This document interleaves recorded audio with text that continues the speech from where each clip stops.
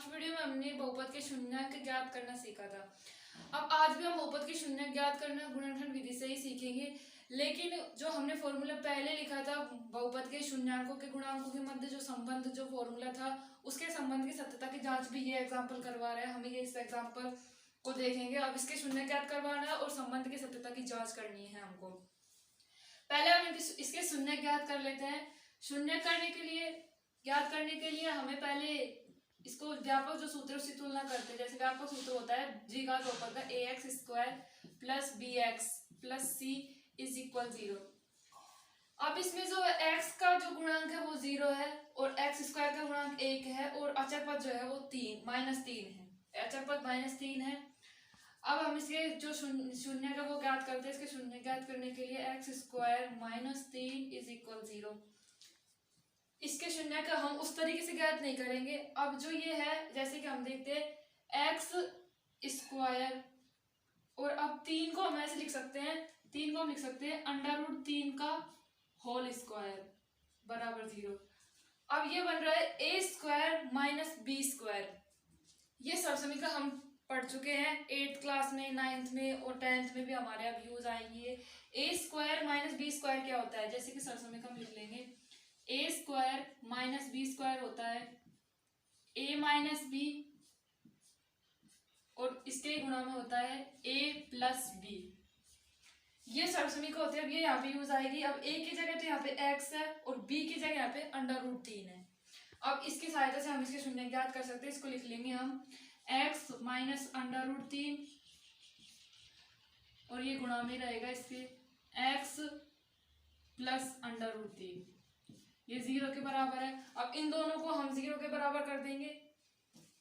x minus √3 बराबर 0 और x plus √3 बराबर 0। अब इनके शून्य आ जाएंगे x बराबर √3 और x बराबर -√3। मतलब x के हमारे पास दो मान आ गए। मतलब कि हमारे पास दो शून्य आ चुके हैं √3 और -√3। हमारे पास दो शून्य आ गए। अब इसमें गुणांकों के मध्य संबंध की सत्यता की जांच भी करवाई है। तो संबंध की सत्यता का हमने जो फॉर्मूला पढ़ा है हम उसको लिख लेते हैं पहले। जैसे कि शून्यांकों का योग अल्फा प्लस बीटा हमने लिखा था वो लिख लेते हैं। शून्यांकों का योग शून्यांकों का योग होता है अल्फा प्लस बीटा। जैसे कि ये दो शून्यांक है अल्फा प्लस बीटा बराबर -b/a और शून्यांकों का गुणा अल्फा इंटू बीटा c/a। अब हमारे पास c अचर पद c बराबर हम a b c के मान लिख लेते हैं। यहाँ पे a का मान हो जाएगा 1 x स्क्वायर का गुणांक और b का मान 0 है और c का मान -3 है। पहले हम योग में लिख लेते हैं। योग में हम लिखेंगे योग में -b माइनस पहले से ही है और जो b का मान है 0 और a का मान है 1, तो ये पूरा मान 0 हो जाएगा। और ये है और ये यहाँ पे हो जाएगा शून्यांकों का गुणा c का मान है -3 और a का मान है 1, तो पूरा हो जाएगा -3।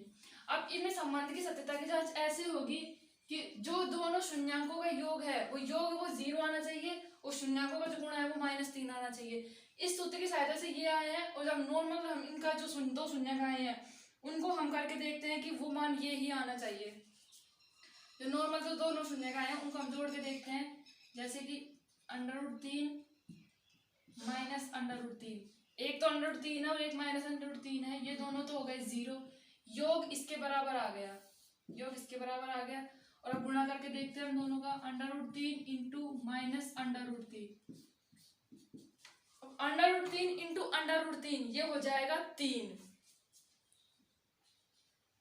हम इनको हम जो नॉर्मली जो क्वेश्चन अगर हम करेंगे तो इसको ये जो पूरा है इसके बराबर इसको लिख देंगे और ये इस शून्यांकों का जो गुणा है इसके बराबर शून्यांकों का जो नॉर्मल जो हमारे पास शून्यांक है उनके बराबर हम इसको लिख देंगे।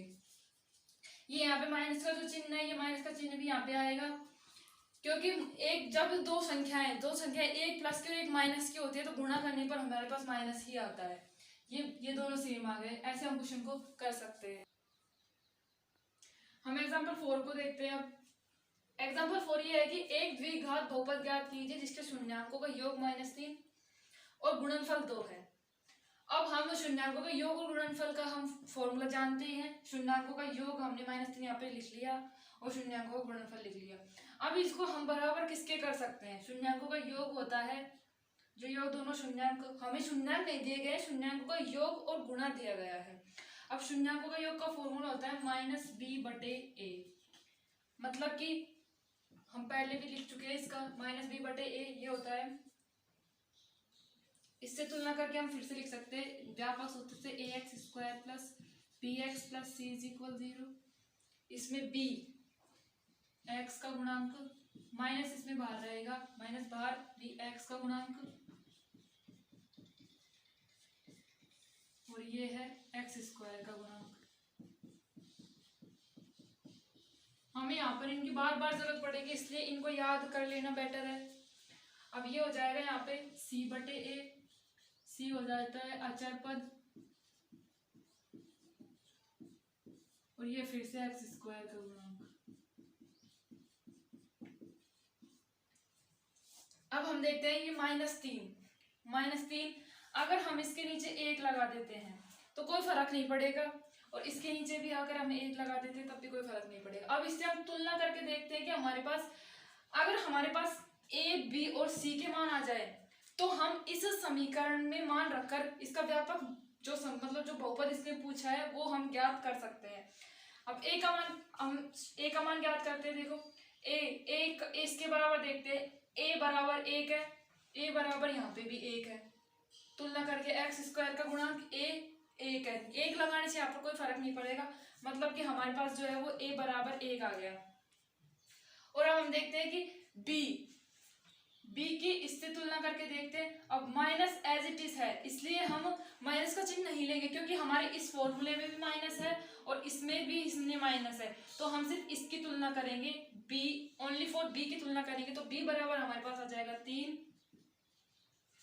और अब इसमें देखते हैं कि c बराबर हमारे पास आ जाएगा 2। तुलना करके हम देख सकते हैं कि जो अचर पद है c वो आ जाएगा हमारे पास 2। नीचे 1 लगाने से हमारे समीकरण में कोई फर्क नहीं पड़ेगा, इसलिए c बराबर आ जाएगा 2। अब हमारे पास a, b और c के मान आ गए, तो हम इस व्यापक जो समीकरण है इसमें मान रखकर जो बहुपद पूछा है वो बहुपद हम ज्ञात कर सकते हैं। अब हम इसमें मान रख के देखते हैं कि हमारा बहुपद क्या आता है। a का मान है 1, तो 1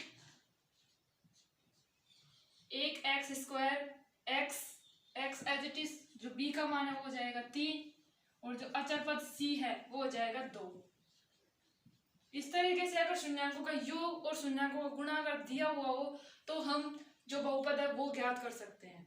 हमने एग्जाम्पल तो कर ही लिए, अब हम प्रश्नावली 2.2 पर आते हैं। प्रश्नावली 2.2 के जो ये बहुपद, ये जो इनके क्वेश्चन ये है, बहुपदों के शून्य ज्ञात कीजिए और शून्यांकों के गुणांकों के भी संबंध की सत्यता की जांच कीजिए। शून्य ज्ञात हम आसानी से कर सकते हैं, बीच की जो संख्या है उसके टुकड़े करके, और शून्यांकों एवं गुणांकों के संबंध की सत्यता की जांच। ये जो फॉर्मूला है, शून्यांकों का योग अल्फा प्लस बीटा बराबर माइनस का b/c, सॉरी b/a, माइनस का b/a अल्फा प्लस बीटा, और जो शून्यांकों का गुणा है वो अल्फा इंटू बीटा बराबर c/a। ये ऐसे हो जाएगा इनसे फॉर्मूले। पहले हम क्वेश्चन देखते हैं। क्वेश्चन वैसे तो हमें ये नॉर्मल क्वेश्चन है, इनको आप कर सकते हैं। x² प्लस माइनस का 2x माइनस 8। सबसे पहले हम इसको 0 के बराबर रखेंगे और इनके जो बीच की संख्या उसके ऐसे टुकड़े करेंगे जो गुणा करने पर तो इन दोनों संख्याओं के गुणा के बराबर आए। जैसे गुणा करने पर तो 8x² आना चाहिए और जोड़ने घटाने पर 2x आना चाहिए। वैसे जो दूसरा एग्जांपल है इसमें x की जगह s दे दिया है। ये अब जो ये है ABCD के कोई भी अक्षर हो सकते हैं, ये s कोई जरूरी नहीं है कि x ही हो, s ही हो, कुछ भी हो सकते हैं ABCD के अक्षर में से। ये तो ये 4x स्क्वायर 4x प्लस 1 इसके भी हमें सबसे पहले 0 के बराबर रख कर इनके टुकड़े करनी है। और 6x स्क्वायर माइनस के 3x माइनस 7x, इसको इसमें है ना जो ये जो व्यापक सूत्र हमारा होता है ax square plus bx plus c is equal 0। इससे अगर तुलना करके देखते हैं तो जो ये x वाला जो गुणांक है इसको है ना तो c की जगह रख दिया और c को इसकी जगह रख दिया, तो इनको हमें पहले व्यवस्थित करना है, जैसे कि 6x square minus 7x minus 3 is equal 0। इसको ऐसे व्यवस्थित करके फिर से हमें टुकड़े करने हैं, ऐसे इसके टुकड़े हो जाएंगे। और जो शून्याकों गुणांकों के मध्य जो संबंध आएगा, जो शून्यक आने के बाद उन दोनों का हम पहले योग करेंगे, फिर जो माइनस के b बटा a है उससे तुलना करेंगे, जो बराबर में जो आएगा उससे तुलना हम ऐसे हो जाएगी। हम इसकी ऐसे तुलना करके बता देंगे, जैसे कि ऐसा हमने किया भी नहीं है, इसको हम कर लेते हैं। ये 4u स्क्वायर प्लस 8u है, सबसे पहले इसको 0 के बराबर रखेंगे। फिर हम अब इसमें ये u स्क्वायर है, u है और इसमें अचर पद नहीं है। अब इसका भी हम जो नॉर्मल तरीके है उससे हम ज्ञात नहीं कर सकते। सबसे पहले हम इन दोनों में से u कॉमन ले लेंगे। u कॉमन लेंगे तो यहाँ पे बच u नहीं लेंगे, u तो कॉमन आ ही रहा है। जैसे कि दो तरीके से हो सकता है, u कॉमन लेके भी हो सकता है कि u से थोड़ा बड़ा हो जाएगा। हम इसमें लेंगे 4u कॉमन लेंगे, हम 4u कॉमन लेंगे, यहाँ पे बच जाएगा 4u, यहाँ से हमने ले लिया तो यहाँ पे बचेगा 4u स्क्वायर है, तो यहाँ बचेगा only 4u plus 4u। u तो आ चुका और 4 का 8 में डाल देंगे तो 2 आएगा, 2 बराबर 0। अब 4u अब इन दोनों संख्याओं को हम 0 के बराबर रखेंगे। 4u बराबर 0, u प्लस 2 बराबर 0। यहाँ पर u बराबर 4 को अगर 0 के नीचे भेजे, किसी भी संख्या 0 के नीचे अगर कोई भी संख्या आ जाती है वो तो पूरी संख्या ही 0 हो जाती है, तो ये हो जाएगा 0 और u बराबर यहाँ से आ जाएगा -2। अब हमारे पास आ गए दो शून्य, -2 और 0। अब -2 और 0 आ गए तो अब हम इसको ऐसे देख सकते हैं,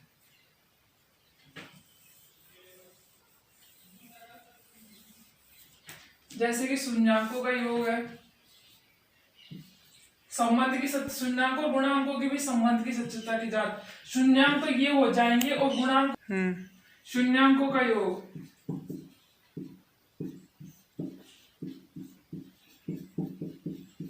ये हो जाएगा, इन दोनों का योग -2 प्लस 0 बराबर 2।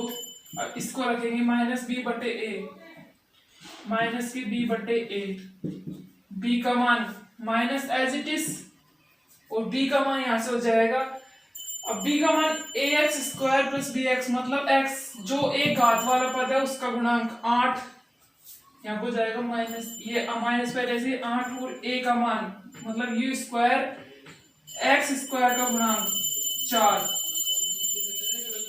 बराबर -2। अब ये 2 और ये 2 बराबर आ गए, जो इसने कहा शून्याकों और गुणांकों के संबंध की सत्यता की जांच।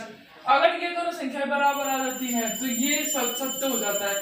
वैसे हम जो शून्याकों का जो गुणा है उसकी भी सत्यता की जांच ऐसे ही कर सकते हैं।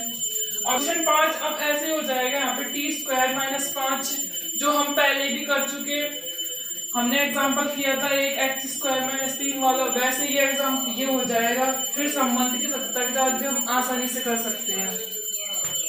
क्वेश्चन 6 भी उसी तरीके से हो जाएगा, जो हमने लास्ट यहाँ पे जो 3 क्वेश्चन लिख रखे थे वैसे जो क्वेश्चन वैसे हो जाएंगे। आप इनको ट्राई कीजिए कि आपसे हो जाते हैं तो ठीक है, और नहीं होते तो आप कमेंट करें, स्कूल के व्हाट्सएप ग्रुप में कमेंट कर सकते हैं। मैं आपके लिए जो एक्स्ट्रा क्लास जो आपके लिए डाउट क्लास लेनी है वो लेके आपको सॉल्यूशन दे सकते हैं।